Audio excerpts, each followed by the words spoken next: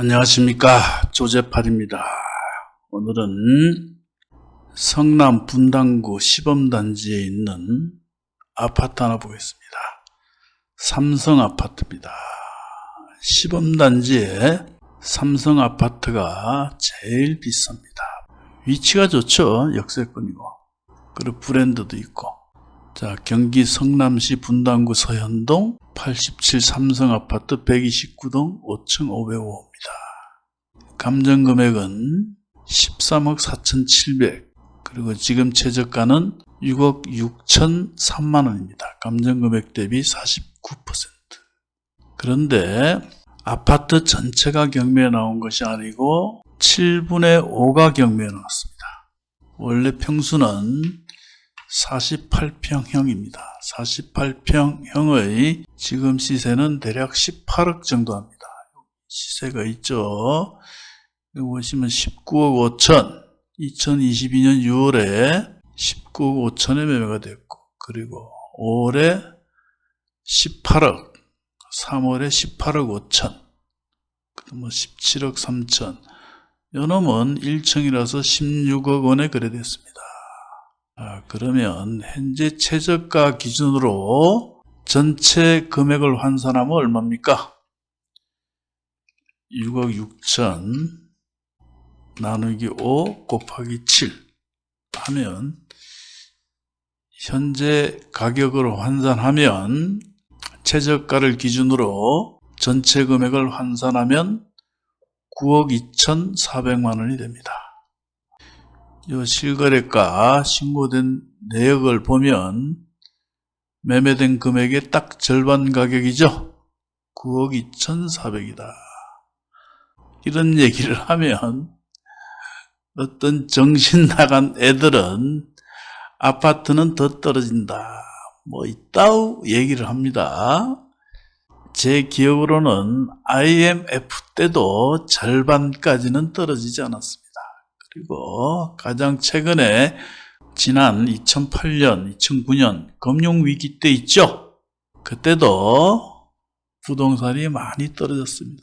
절반까지는 떨어지지 않았다. 이 금액 6억 6,003만 원이면 역사적인 금액입니다. 더 떨어지면 제가 책임집니다. 아니, 아파트가 반토막 나면 은행이 다 작살나는 거 아닙니까? 감정금액 대비 50% 대출해줬다 치면 전부 다 부족채권 생기는데 난리 나겠죠. 또 이런 얘기 하면 지금이 IMF보다 더 심하다. 쓸데없는 얘기입니다. 쓸데없는 얘기. 아니, 무슨 아파트가 주식도 아니고 3분의 1 토막, 4분의 1 토막 납니까? 아파트는 주식과 달리 하방 경직성이 있습니다. 어느 정도 떨어지면 거기서 다시 반등하는 겁니다. 등기부 등본을 잠깐 봅시다. 등기부 등본을 보면 정땡땡씨가 소유자였습니다. 90년에 매매를 했으니 분당 1기 신도시 첫 입주자 같습니다. 굉장히 오래 살았죠. 한 집에서 굉장히 오래 살았습니다. 그리고 또 다른 정땡땡씨가 가등기를 했습니다. 가족으로 보이는 분이 가등기를 했다. 아마 이분이 이 아파트를 살 때 돈을 댔다든가 그런 사연이 있겠죠. 그리고 2016년 상속으로 소유권 이전이 됐습니다. 원래 분양주 정규땡씨가 사망을 하고 부인 되시는 분과 자제분들 두 분 앞으로 상속이 됐습니다. 여기 가등기권자가 여기 자제분이죠? 따님인지 아들인지는 모르겠습니다. 그리고 여기 이 땡땡씨는 부인이었죠? 부인 지분을 큰아들에게 증여를 하게 됩니다. 정혜욱씨는 아마 여자분이 아닌가 싶어요. 그래서 이분이 큰아들 같습니다. 큰아들에게 7분의 3을 정의합니다. 그렇게 되면 요 정땡땡씨는 7분의 5 지분권자가 되죠. 자, 그렇게 해서 소유권 이전을 했는데 따님으로 추정되는 또 다른 정 땡땡씨가 가처분을 하게 됩니다. 3번 지분, 4번 지분. 여기 3번 지분, 요 지분과 요 지분에 대해서 가처분을 했다. 아마 자꾸 가처분을 하고 가등기를 하는 것을 볼 때 이 아파트를 취득할 때 요 분의 돈이 뭐 일부 들어갔는지 전체가 들어갔는지 그랬던 것 같아요. 그래서 가족끼리 가등기를 하고 또 가처분을 하게 됩니다. 그리고 쭉 있다가 몇 번 경매가 들어가고 취하를 하고 그리고 최종적으로 3번, 4번 소유자 정 땡땡씨 지분에 대해서 경매를 넣게 됩니다. 주식회사 샤인캐피탈 대우 사채하는 분들이겠죠. 사채업자에게 돈을 빌려 쓰고 돈을 갚지 못해서 경매에 들어간 것으로 보입니다. 지분 물건은 은행에서 대출을 안 해주죠. 그래서 사채업자에게 사채를 빌려 쓴 것으로 보입니다. 그런데 요 아드님으로 보이는 그분이 다시 돌아가시게 됩니다. 상속이 되었죠. 나이도 젊은데 돌아가시게 됩니다. 돌아가신 이유는 제가 알 수가 없습니다. 자식이 사망을 하면 상속은 그 어머니가 받습니다. 형제는 상속권이 없죠. 그렇게 해서 어머니 지분이 다시 7분의 5가 됩니다. 그리고 얼굴을 보면 6천만 원, 8천만 원, 다 사채죠, 사채. 그리고 쭉 내려보면은 최종적으로 2019년도에 8억 6천 주식회사 샤인캐피탈 대우로부터 돈을 빌려 쓰게 됩니다. 근데 제가 보기에는 8억 6천만 원을 한꺼번에 빌려 쓴 게 아니라 그 전에 조금 빌려 쓴 것들이 뭐 이자의 이자, 또 이자가 또 이자를 놓고 이자가 새끼를 치고 뭐 이렇게 해서 8억 6천만 원으로 불어난 것으로 보입니다. 그리고 8억 6천 요 사채업자는 요 질권을 설정하고 이 저당권을 담보로 또 대출을 받았다는 얘기죠. 이자가 좀 셀 겁니다. 자, 그리고 다시 뭐 1억 4천 사채를 많이 썼습니다. 많이 쓰고 그리고 채무자는 돌아가셨다. 그럼 현재 소유자는 두 분으로 되어 있겠죠. 자제분 중 한 분은 돌아가시고 또 다른 자제분 정 땡땡씨와 이분의 어머니 이 땡땡씨 두 사람 명의로 되어 있습니다. 이 두 사람 명의 중에서 어머니 지분이 경매에 나왔다. 자, 그러면 공유자 우선 매수가 들어올 우려가 있죠. 이 자제분이 공유자 우선 매수가 들어올 우려가 있습니다. 그러나 문건 송달 내역을 보면 채무자 겸 소유자에는 수취인 불명, 공유자에는 송달 간주 이런 식으로 처리되어 있습니다. 아마 제 생각에는 이 집에는 아무도 살지 않고 비어져 있지 않을까 그렇게 추정됩니다. 또 공유자 우선 매수 신고를 하더라도 일시에 6억 6천만 원이라는 돈을 만들기가 쉽지 않겠죠? 쉽지 않습니다. 제가 보기에는 공유자 우선 매수 신고는 들어오지 않을 것으로 보입니다. 물론 뭐 들어올 수도 있어요. 근데 제가 통밥상 요즘 대출도 까다롭고 해서 6억 6천만 원이 최저가인데 이 거금을 만들기는 쉽지 않다. 그래서 공유자 우선 매수는 들어오지 않을 것으로 추정이 됩니다. 자, 그러면 낙찰을 받고 어떻게 처리할 것인가? 조금 전 전체 최저가를 기준으로 전체 금액으로 한 사람은 9억 2,400이었죠.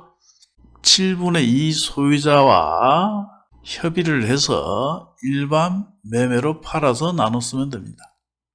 굳이 7분의 2 소유자 입장에서는 같이 팔자고 하는데 팔지 않을 이유가 없습니다. 법적으로 하자면 공유물 분할 청구 소송을 해서 경매에 붙여서 지분 비율대로 나눠 쓴다. 그것보단 매매를 통해서 나눠 쓰는 게 훨씬 낫죠. 그래서 대화를 통해서 매각을 한다. 아니면 7분의 2 지분을 일정 금액을 주고 매수를 한다. 매수를 할 수 있으면 매수를 한다. 대략 3억을 준다 칩시다. 그럼 합쳐서 6억 6천과 3억 당 9억 6천이죠. 10억여 원이다. 그래도 굉장히 저렴합니다. 거래 가액이 있지 않습니까? 19억 5천, 18억 5천. 지금 금매가로 나온 것도, 1층도 이렇게 17억 3천이네요. 금매가로 나온 것도 5, 6억, 7억, 이 정도 나오지 않았을까. 만약 이 물건을 최저가 언저리에 낙찰받는다면 때려 죽여도 손해볼 일은 없다. 같이 팔아서 나눠 쓰든지 7분의 2 소유자의 지분을 인수하면서 좀 넉넉하게 주더라도 손해볼 일은 없다. 도저히 지분권자와 연락이 되지 않는다. 그렇게 되면 법적으로 처리할 수밖에 없습니다. 공열 분할 청구 소송을 해서 경매에 붙여서 지분 비율대로 배당을 받는다. 또는 전체를 낙찰받는다. 다만 요 물건을 입찰할 때 저는 최저가 언저리에서 건드려 보는 게 좋지 않은가.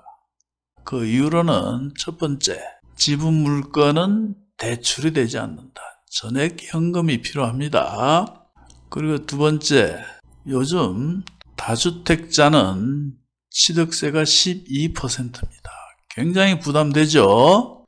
6억 6천에 낙찰받아도 취득세가 7천여만 원이 넘어갑니다. 굉장히 부담되기 때문에 입찰에 참가할 가능성이 굉장히 낮습니다. 제 입장이 그렇다는 겁니다. 제 입장이. 이걸 욕심을 내서 법인이나 저 개인 명의로 입찰하는 것이 굉장히 부담스럽습니다. 그래서 가격은 저렴하지만 많은 사람이 입찰하기에는 좀 부담스럽다. 그리고 마지막 세 번째로는 모든 사람들이 아파트는 더 떨어진다. 이렇게들 예측을 하고 있습니다. 더군다나 이 물건은 지분 물건이기 때문에 경쟁률은 더 떨어질 것이다. 이렇게 세 가지 이유로 입찰자는 그리 많지 않을 것이다. 저는 그렇게 봅니다. 그래서 너무 높은 금액에 입찰하지 마시고 시세 파악 잘 해보시고, 지분 물건이기 때문에 시간이 좀 많이 필요하겠죠. 소송도 하고 경매까지 넣게 되면 시간이 많이 필요합니다. 그런 부분 감안해서 입찰 금액은 그리 높지 않은 가격에 하시면 아주 좋아 보입니다. 제가 분당에 살고 있습니다. 분당 서현동에 살고 있습니다. 그래서 이 동네는 제가 잘 알고 있습니다. 특히 요즘 분당에 재건축 한다고들 단지마다 현수막을 붙여놓고 있습니다. 호재는 있다. 물론 국토부 장관께서 2024년인가부터 검토를 하겠다 이따위 소리를 해가지고 한번 떠들썩한 적이 있죠. 여하튼 언젠가는 하지 않을까. 부동산이라는 건 뭡니까? 뉴스에 움직이는 거 아닙니까? 재건축한다, 재개발한다 라고 떠들 때 오르는 것입니다. 물론 확정이 되고 재건축이 되면 조금 더 오르겠죠. 자, 여하튼 결론을 말씀드리면은 이 금액이면 입찰하지 않을 이유가 없다. 최저가 언저리 써서 떨어지면 그만입니다. 어떤 놈이 퍽 써서 낙찰받아 가면 잘 먹고 잘 살아라 그러면 되는 것이고, 최저가 썼는데 덜커덕 낙찰이 된다면 저는 대박이라고 봅니다. 자, 오늘은 여기까지 하겠습니다. 영상을 보시고 도움이 되셨다면 구독과 좋아요 꾹 누르시기 바랍니다. 구독과 좋아요 누르면 3년이 재수가 좋습니다.